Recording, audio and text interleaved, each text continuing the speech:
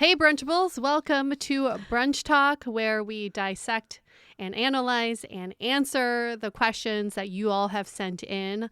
We love this portion because we get to weigh in and also get to hear what you all are going through. And believe it or not, the questions you all send in, you're not the only ones. You're not the only one going through what you're going through. So isn't that nice to know that? It is nice to know that. I feel like when I was dating before this podcast, you feel like you're on an island. Like you feel like there's something wrong with you because you're the only one going through something. So the fact that other people write in similar stuff is actually incredibly reassuring that there's indeed nothing wrong. It's just this is what's happening, you know? These are the things that we're all dealing with. Well, it's wild to me, the stuff that people talk about with their friends versus what they're internally going through. And I remember just having, when I was dating and having these thoughts of, well, I can't tell my friends this. This is unacceptable. They should know about this problem I'm having, or I shouldn't be having this problem. And that's what makes us lonely in dating, is these preconceived notions of what is a good problem to have and what's not a good problem to have. I relate to that. I remember I got to a point that I didn't even want to tell my friends about dates because I didn't want them to be like, well, what happened to this person? Yeah. Because, you know, they were here, especially friends that, you know, were in relationships. I had this like married couple I was super close with when I was like doing the height of my online dating. And I remember them just being like, wait, like, what about this person? What about this person? Like, why aren't any of these people coming? And they were all on board when it was a funny dating story or like a hot date story. Interesting that they were living vicariously through me, but I could never just tell them like that I felt really lonely through the process. And that's not okay. It's not like our friends are telling us not to tell them. It's just we have these thoughts in our heads. They're just very much limiting beliefs. I remember when, you know, in my last relationship, we weren't having sex and I didn't tell anybody. I didn't tell you till after we broke up. We didn't have sex for a year. And I just thought, oh my gosh, there's something wrong with me. There's something wrong with us. And then I end up, through our podcast, we hear about so many people in the same boat who also feel like they can't talk about it with their friends because it's so taboo. You can't. What do you mean you're not having sex in a relationship? You should be having hot sex all the time. It's at your disposal. Like, no, that is what caused so much conflict in my mind, is feeling that loneliness of like, can't tell anybody. But you can tell us. Everyone should grab their bestie, play this podcast before you go to brunch, and go to like, I don't know, you know, like how there's like tasting menus for dinner. I feel like there should be like a tasting brunch menu that you can be there for hours, and it's socially acceptable to sit there for hours. It may be like the first 30 minutes, it's, you know, the surface level, things are good, things are great, and then you every course comes. You know, we talked about it in our recent episode with Dr. Tasha Urich, the dinner of truth. I feel like it needs to be the brunch of truth. Maybe her version was kind of like you ask someone like, what's the most annoying thing about you? Maybe not that for the brunch, but maybe you could be like, this is what's really going on with me. Like, I'm going to get real with how I'm feeling about things and guarantee it'll make you feel less alone. That's for sure. Maybe, set an agenda, but not in those words. That sounds very clinical. But maybe there's certain prompts. The first baking course, we're going to discuss this. Then on Part eggs. 1. Part 1A. But maybe, Muffins, you do the major life updates first, get that out of the way, talk about something fun that's happening. What's a fun plan or a trip that you're looking forward to? And then you get into what is something that has been on your mind lately. And that just that question alone could open up something, right? Like we can go a little bit deeper at these brunch talks. You know, like I never obviously want to wish things that are bad for my friends, but I do think back to like a lot of the defining moments when I became really close with people. Yeah. And it was when they were sharing things and I was sharing things that weren't going peachy keen. And I think that's just the reality, is like life is not always super smooth. Like even when it appears like you have all your ducks in a row, you know, I think like I had a friend recently tell me just like what was really going on with her. And I was like, I feel closer to her because she was able to express that. Good. Good. I So, hope we can yeah. all get there, but you can always just start with us first. We'll answer your question in front of thousands of people, But no one and knows then you it's your can tell your friend. question. That's the best part. But But this you, is a good Raina, one today. I think a lot of people, we've heard many variations of this question over the years. We got a more specific example that we'll read, but we actually got multiple versions even sent to Brunch Talk of this. So we kind of paraphrased the general question and use one specific example to go off of, but very common thing we'll go into. and the question is, I'm having doubts about my current relationship, but I'm afraid of starting over. Whew. I've Okay, been so there. more the more context one that we'll read is I've been dating someone for 2 years and let me say it again. I've been dating someone for 2 years and I describe the relationship as good but not great. We get along well enough, but our connection doesn't run deep, in my opinion. I've had this type of connection before with my ex, so I know what it could look like. My current partner is good on paper. There's nothing wrong with our relationship, but it feels like we're living separate lives and our talks only go surface level. I'm 37 years old, though, and afraid to start over, especially since I want to have children soon. I've already put 2 years in, so the thought of going on dating apps again feels intimidating. Should I just accept that I won't have the strong connection I once had, or should I go looking for it all? Yep, been there, done that. Live to tell about it. I think that is just such a real thought, especially when you're in your mid to late 30s. You start thinking the biological clock is really ticking for you. And the thought of starting over is fucking scary. When all your single friends are telling you about their dating app experiences, you're like, do I choose a loveless relationship or this bullshit that's happening? I don't know.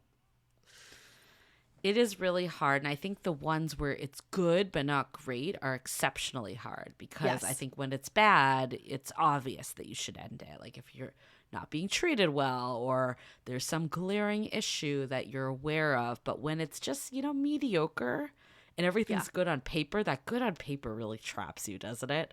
That really gets you every single time. It makes it feel like you would be stupid to give this up, essentially. Yes. And I think that's what makes it really hard. But then at the end of the day, while, yes, it's hard to start over, no one's doubting that, this is your life we're talking about. Yeah.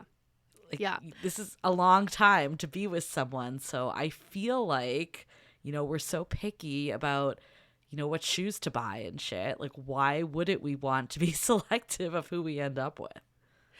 I don't actually think it's about starting over. And I hope we can reframe that a little bit. Everything we do in life propels us forward. It's not about starting over. You're actually, if you were to break up today and you start dating tomorrow, it doesn't mean that you're starting from ground zero. It just means that you're starting a new chapter. So I think first and foremost, reframe that it's not about starting over. The second thought I have is I recently had a friend who told me that his grandma changed her career path when she was 50 years old. She wanted to be a lawyer. And by the time she graduated from law school, she was already in her mid-50s. And everybody was like, what are you doing? Like, isn't it too late for this? And her response was, I'm going to be old anyway. So why not do the thing that I want to do?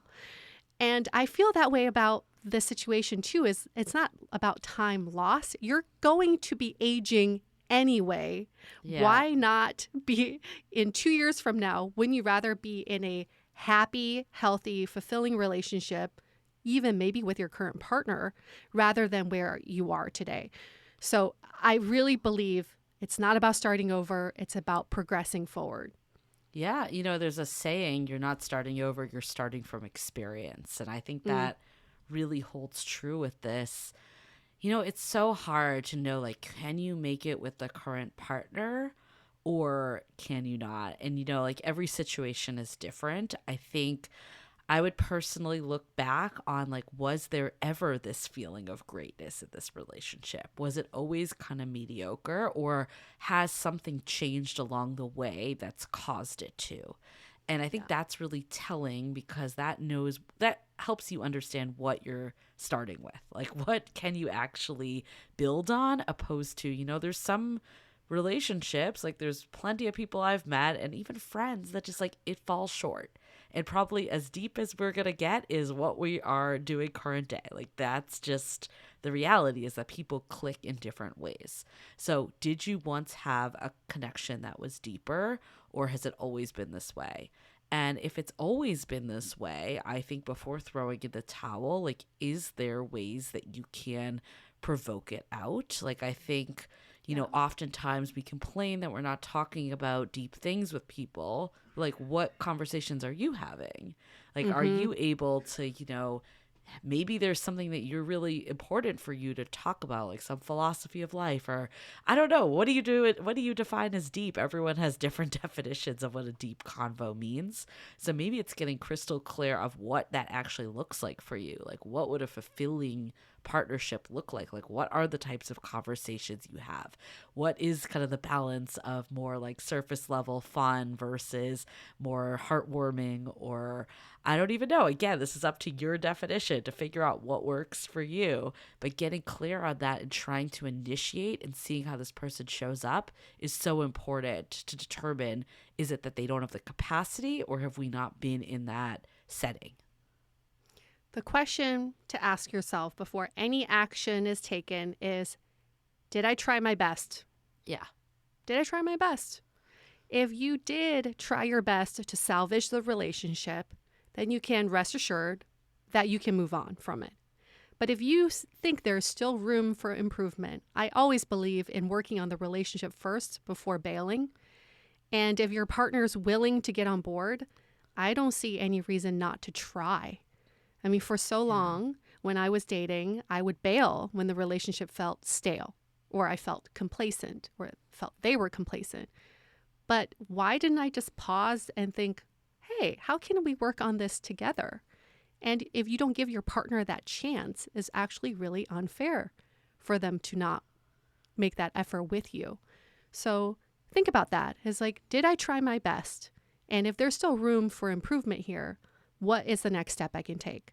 Some things that couples, especially earlier, like in the first couple years, what they're blessed with is the lack of huge life events, a death in the family, someone getting laid off, having kids. These are huge life events that sometimes bring couples closer together. So you should feel blessed that maybe you haven't had these huge life events, but you can make them as hypotheticals. Oh, my friend from college, her husband is suffering from stage 4 stomach cancer. If that were to happen to us, how would we want to make this relationship work? Hypotheticals. I think there's nothing wrong, especially 2 years into a relationship, have these conversations about the hypotheticals in the future. And that's how I think many couples find that vulnerability to become closer. Yeah, I think that's interesting that this person that wrote in said that it feels like they're not very interconnected. And, I think maybe, like, who knows if they live together, or my guess is that they don't from this, and it's kind of living separate lives is what was mentioned. It may be doubling down. Like, I think it's like one of those things that, what is it that's causing you to hold back on this? Yeah. Because I feel like if you continue to live separate lives after 2 years, like, that's probably an indication that it's not going to go that deep and feel that serious. Because part of it, I think there's this period at the beginning when you're dating, but eventually you move more into like, this is us doing life together. And if you never move into that phase, it always feels like disconnected dating.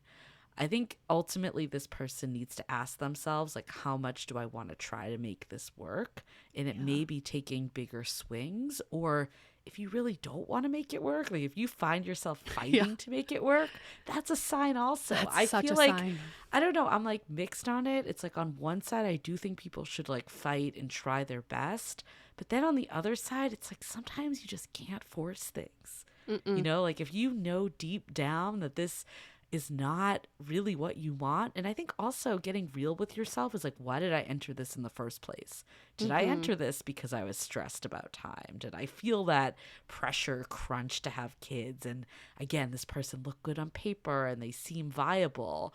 I think understanding the history you've had with this person is so essential, and where your own motivations were coming to determine if it's worth fighting for. If you can acknowledge, like, hey, I actually wasn't in a good place when we met. I was lonely and I was looking for someone to fill a void. And now Yeah. it's caught up to me and I realize this isn't the right fit. Maybe the kindest thing actually could be to let both of you go, to find the people that are right for you. Yeah, that's a really important point there, is what are your intentions behind your actions? If you are choosing to stay with this person, is it because you're afraid? Is it because of the fear of starting over, the fear of being lonely, the fear of being single? Or are you really thinking that you're just not happy in this relationship? I like to fight for relationships now that we've been doing so many seasons of Dateable, is I realize good relationships are made. They're not just packaged for you.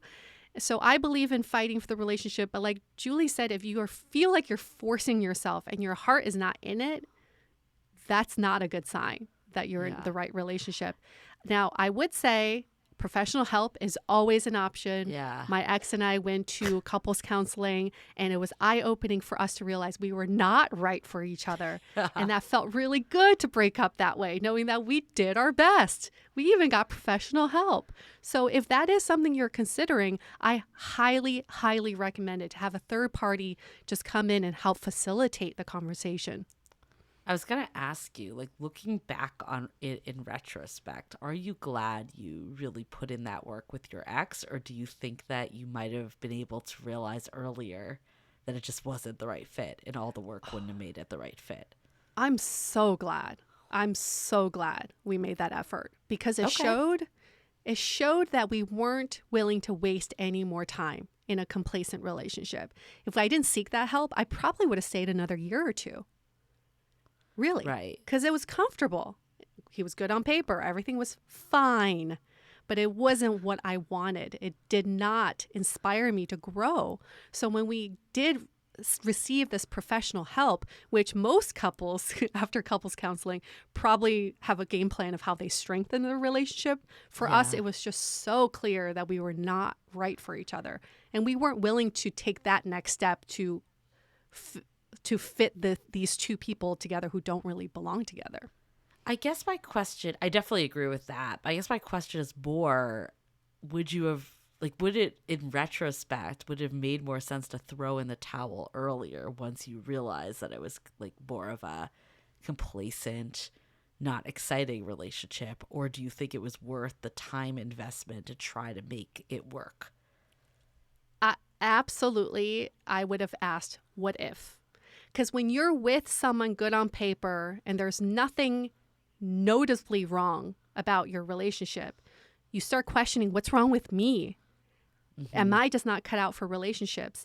And I have been in bad situationships where I thought, oh, I got to hang on to this one because this one's stable. This one's for real, right? So you start thinking, like, what if we were to break up early, what if we stayed together? What if we got married? So I'm glad we had a definitive, from the heart, from the soul answer of like, no, we're not fucking right for each other. Yeah, I think that it's true. I don't know, though. I'm like still mixed. Like, if you know in your gut that you're not right for each other and you know that you've experienced something deeper in the past, like, I don't know if all the work in the world is going to make this person your person. All it might do is bring clarity that they're not your person. And I think there's an extreme benefit, like you were saying, of just knowing for sure I did what I could. I did it all, no regrets, and now I know for sure. I think that there's a lot of benefits of that. But I'm also wondering if, like, you do know to not be afraid of the other side, because I think that is what gets in people's way. And, you know, like, in my opinion, I feel like I'm a romantic, so I'll caveat it by saying that. Surprise. I do feel like you should hold out for this person that, you know, really gets you. And, like, you really have that, you know, that deep connection with, because I think this person is ultimately so important in your overall well-being, the trajectory of your life. Like, this isn't a decision that's, like, made lightly. And I feel like so many times we're all just trying to check the box and prove that we can be in a relationship, that we don't think about, like, okay, what about in like 10 years, 20 years, 30 Mm-hmm. years? Like, do I want to be with this person? You know? So I think like it should be a decision that's not taken lightly. And if your gut is telling you that this is not the right person, I think it's important to listen to that. A point taken. I totally agree. Sometimes you just don't have that clarity. Maybe Yeah. your gut's like, I don't know, right? I think even Right. in this person's situation, she felt that connection with an ex, which didn't work out. In my situation, same thing. I felt a stronger connection with other people in the past. Those didn't work out, ended up hurting me. So I thought maybe I Mm. don't really need that deep of a connection. I I need more see. Yeah. stable of a relationship. And to be frank, if my partner was willing and we were both willing to work on the relationship, in the lifetime of a partnership, you're going to have times where you don't have that deep connection. You're going to lose it sometimes, and then you have to gain it back. So it's not really about like, is that connection there for you to make this intuitive decision? I think it's like, it's about two people. Are they willing to even work on getting that connection back? Yeah. No, I mean, I think that's a big piece of it. And I agree that like there's going to be times in every relationship that you might feel more or less connected to someone, but I do believe it Yeah. had to be there at some point. And if it was Yeah. never there at some point, that's a big difference than Huge. if it's in a phase that you're not connecting. I think you can work through a phase. You Yeah. can't work through that this is just the way you two connect. Not every person you're going to just be able to talk for hours with. That's just the reality. Yeah, I mean that's so true. If the reason for getting together in the first place was because I've heard this, I should be with someone like this. I Yeah. should be in a stable relationship like this without saying I actually really like this person. That's a huge red flag. That does not provide a good foundation. It's hard though because like what you're saying and I totally hear this and I feel like in my current partnership I had similar feeling of I've been with these people that aren't stable. I've been with these people that Mhm. aren't consistent. So you're looking for that quality and that is a good quality. That's not a bad quality whatsoever, but it can't be the only quality. And I think that's what ends Yeah. up happening is we overemphasize the things that we didn't have in the past. Like this person Mm. said they've had this connection before, so maybe they've gone too far. And I'm just saying this observing your relationship, UA. I feel like you Yeah. overcompensated, but Yeah. now your current partner is more equilibrium. Like you Yeah. had to go to the far end to now come back to someone that's still stable, still consistent, but you have that like oomph with. Yeah. But I had to get through the last relationship to really Exactly. appreciate this Exactly. current relationship. So again, So it's back no to our time wasted. No no time time wasted. wasted. I Yeah. did not start over. Although, I was 38 years old. 30 was I 38? I can't I think you remember. were 30 37. Yeah. 37 years old, single, thinking I just got out of this 2-year relationship. What am I doing? I was back on the apps, but I was not active at all. Truly felt like, here we go. But my idea of starting over was just starting over with a fresh mindset, not having Yeah. expectations. And then 6 months later, I reconnect with my current partner. During those 6 months, I only went on 2 dates. Yeah. I only went on 2 dates.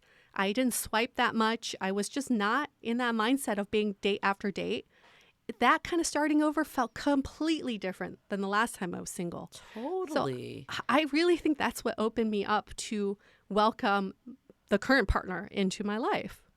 I agree. I think when I started over after my last ex, it was very different the way I approached dating. I was also not serial dating. I was giving Yeah. people I was just more open to different aspects and focusing on different qualities. So, like what we've said, it's starting from experience. Whatever happens with this 2-year relationship, it was not a waste of time. There's probably a lot that you hopefully, on one side you can work through it. If it's not the right fit, then I think that's also a benefit. Like you said, it took realizing that it wasn't the right fit to know, like, okay, I still want these qualities, but this is what was missing. And that's what can help guide me to finding that person that actually is everything I'm looking for. And, we all deserve that everything. And I think like sometimes it feels like it's a lot to ask for, like someone that's going to be our all and do all this. But I think, if you are intentional about what you're looking for, you don't have crazy like expectations, like a laundry list going down for miles. But I think if you're like clear on, you want someone where there's a great connection, you want someone where you feel safe and secure, and you want somewhere where, there's physical intimacy, like that's not too much to ask for, I don't believe. Yeah. And I'm not a romantic like you, Julie. So I don't personally believe I will ever be with someone who can give me everything or have everything that I'm looking for. But I do believe that this last time around, my intention was just finding someone who was willing to grow with me and someone who had that same mentality of adventure in terms of physical adventures, but also mental adventures. So my partner certainly does not have everything I'm looking for, but he has this. The one quality is that we are both able to evolve and grow together. And that's what I want. Yeah, well, no one's going to have every last quality. I'm not even that much of a romantic. But I think it's defining what qualities really ultimately matter to you is a big piece of it. But I think what I'm really gathering from this conversation is every situation is going to have nuance. The more you can understand and know your own situation, your own motives, your own reasoning, and decide, like, is this something we're both going to try to, like, fight for? And I don't even like the word fight for, but, like, try to make work, essentially. Try to make it work. And at least we know we gave it our all. Or, again, if we both, like, one or both of us feel like it's not worth fighting for or worth trying, then we have our answer also. And again, not starting over, starting from experience. This is all going to help you in the long term. And, we all have these arbitrary timelines and days of all this stuff, but modern medicine and technology, like, you could have babies later in life too. It's going to be okay. Like, I think the worst thing is to just feel the pressure and just do something out of pressure, not because that's what you really want. Yeah, that's set up for fail for sure. Great. Well, keep the questions coming. These questions are so great, and we've gotten such fantastic feedback from you all. So you can always email us hello@dateablepodcast.com with your brunch talk questions, or you can DM us at Instagram @dateablepodcast.